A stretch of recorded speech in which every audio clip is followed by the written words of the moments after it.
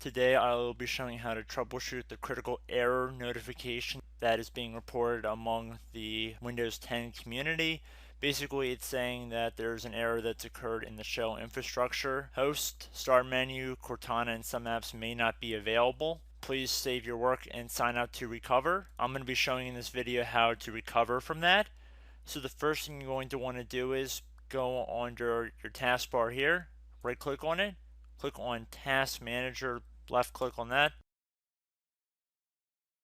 click on More Details, go under File, Run New Task, type in CMD, and then checkmark Create this task with Administrative Privileges. Click OK. Now that we have a command window open, we can type our command in.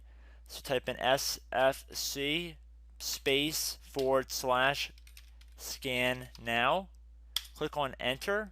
SFC stands for System File Checker, and basically what that'll do is scan protected system files, and if it finds any corrupted files, it will replace it with another copy. Now this will take some time depending on how many files are on your computer. I would generally allot at least an hour to this process. That's a good rough ballpark estimate.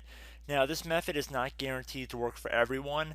I have made other troubleshooting videos and I've said the same thing, that there are several unique cases and this is not a guarantee to fix your problem, but definitely not something bad to try, and you never know, it might pick up on other issues you might have later on down the road.